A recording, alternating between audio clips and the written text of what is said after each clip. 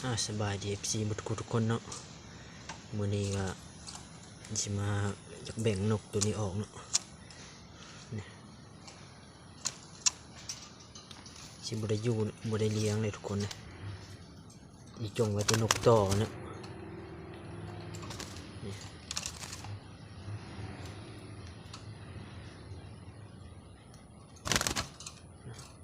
นกขึ้นใหม่ตัวนี้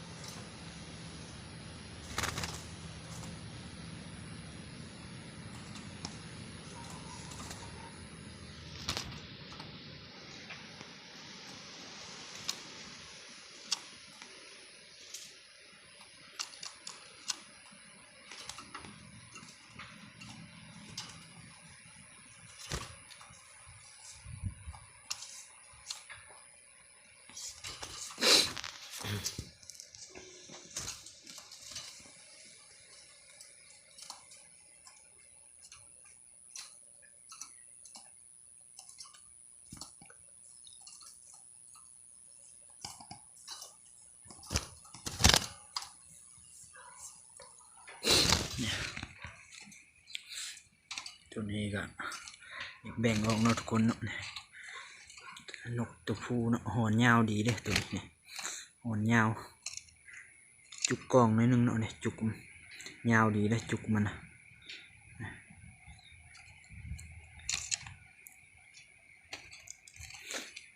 FC สนใจก็มาเบิ่งได้เนาะอยู่เฮือนเนาะฉันมาจากเบิ่งตัวจริงเนาะมาเบิ่งได้อยู่เฮือนเด้อ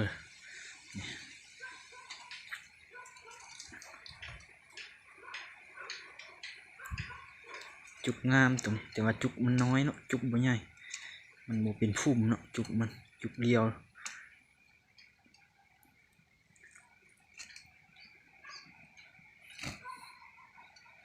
ก็เหลือ2ตัวเนาะนกอยู่เฮือนมี2ตัวตัวหนึ่งยังขังไว้คอกหลังบ้านเป็นนกต่อตัวนั้นหลอดจากแมวกินแล้วว่าตัวนั้นกะแต่ตัวนี้ปะไว้ทางหน้านี่ค่ำแล้วเขาไว้ในห้าน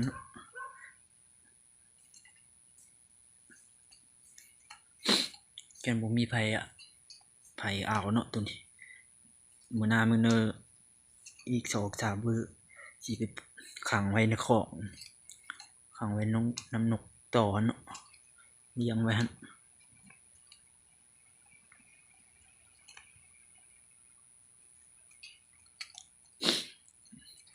เบิ่งอากาศนะ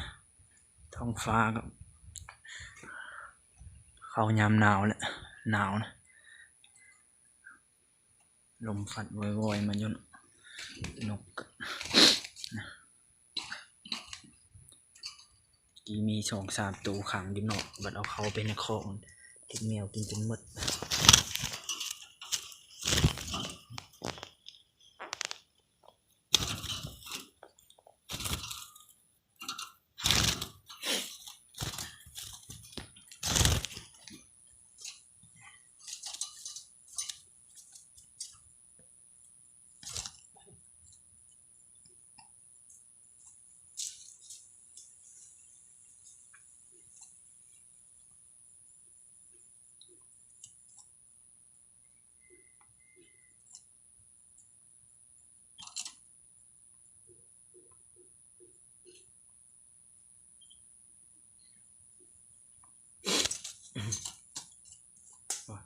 จุกมันควรมันยาวทุกคน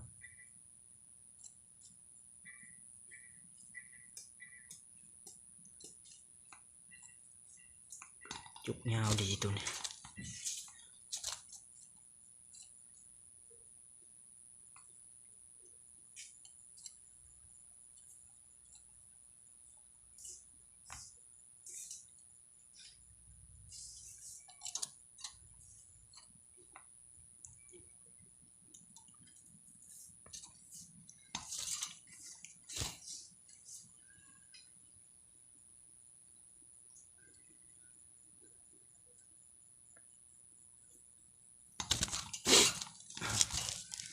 ใครสนใจก็ติดต่อมาได้เนาะ สนใจก็ติดต่อมาได้ทุกคน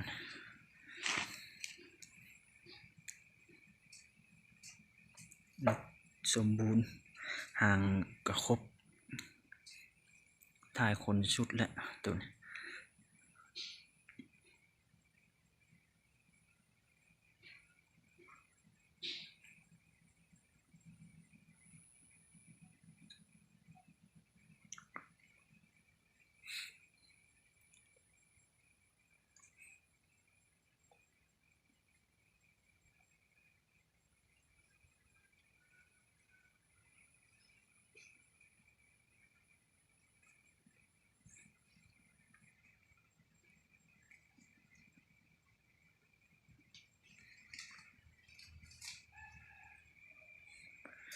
เป็นลูกนกขึ้นใหม่เด้อตัวนี้หากับนกปีนี้เนาะนกหากับกำลังนั้นมันถ่ายคนหากระสุดนะเป็นลูกนกปีนี่แหละห้องเก่งแล้วสะออนจุกมันนี่ทุกคนอย่าเบิ่งเด้อมันลงมาเด้อจุกมันยาวดีขนาด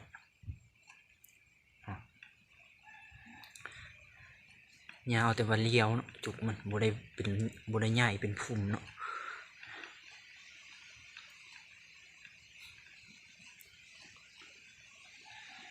นกงามก็ยังตัวเดียวนี่แหละนกขังไว้นะก็อยากแบ่งออกเนาะแค่มีใครสนใจก็คอมเมนต์ใต้คลิปมาเด้อทุกคนคอมเมนต์ใต้คลิปมาได้เนาะว่าช่วงนี้ก็เขาหน้าหนาวแล้วแกนบุมีไผเอากับพุ่นแหละคือฮาว่าเนี่ยต้นคลิปเนี่ยเสียไปปล่อยขังน้ำนกต่อตัวยุกกงใหญ่ฮะเนาะตัวยุกกงว่างตัวแมวคุบกินฮะจะไปปล่อยอยู่พุ่นแหละปล่อยปะไว้เลี้ยงไว้ฮะเพราะว่าเฮาก็สิบ่ได้อยู่สิขึ้นเวียง2-3มื้อเนาะเจ็บหน้าอกขึ้นไปกวดเบิ่งเนาะทุกคนเฮาสิขึ้นไปกวดเบิ่งช่วงนี้เจ็บหน้าอกนะบ่ค่อยสบายปานใดนะอยู่กับบ่มีผู้เลี้ยงนี่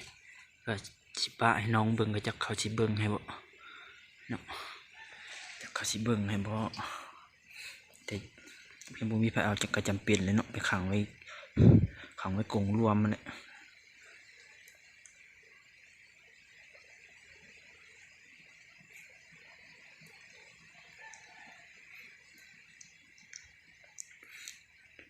นกอายอยู่ภาคห้วยนะภาคห้วยลุ่มเฮือนเฮาเนาะแค่น FC ติดตามเฮามาโดนหักสิฮู้ดอกวางเฮามักลงไปต่อนกเขานะอยู่ห้วยน้ำอยู่ลุ่มนะโอ้เรามี200-300พุ่นนะนกเราขังน้ำกรงรวมเนาะเต็มเลย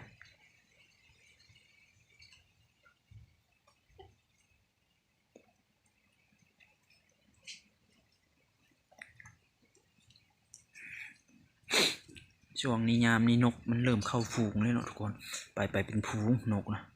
บ่เห็นมาได้แถวเฮือนกับมากระแจกกระจายนะตะกี้เห็นนะตะกี้มาเทื่อ2เทื่อ3เทื่อ5ตัวเดี๋ยวนี้บ่เห็นแล้วได้3-4 เดือนแล้วบ่เห็นมานะมันแบบมันไปเข้าฝูงแล้วนกนะ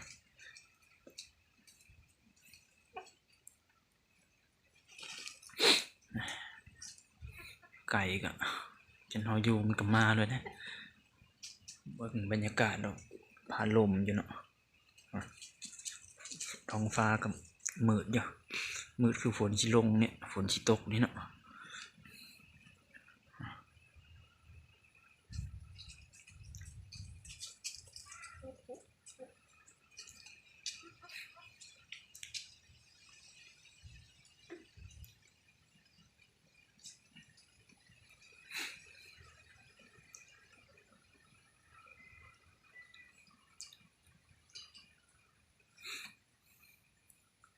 กันเฮาสิขายตัวนี้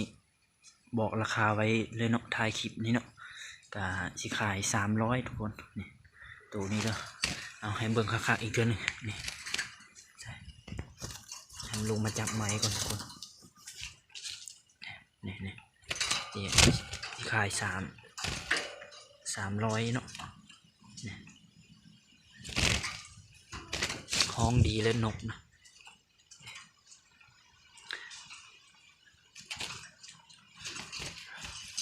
จะขาย300 บาทเนาะทุกคนเนาะ น NFP ฝั่งลาวหรือว่าฝั่งไทยสนใจกันคอมเมนต์เนาะใต้คลิปเนาะเอาคลิปนี้เราก็มาอัปเดตให้เบิ่งทุกคนว่าบางเทื่อก็สิบ่ได้เลี้ยงเนาะนกตัวนี้บางเทื่อก็สิบ่ได้เลี้ยงเนาะเพราะว่าสิบ่ได้อยู่แค่บ่มีไผเอาก็สิคือว่าแหละสิไปขังอยู่คอกหลังบ้านเนาะเอาขึ้นไปเกาะก่อนทุกคนเบิ่งพัดลมลองเกาะไว้บนเก่าเนี่ยแหละเนาะทุกคนเนาะนี่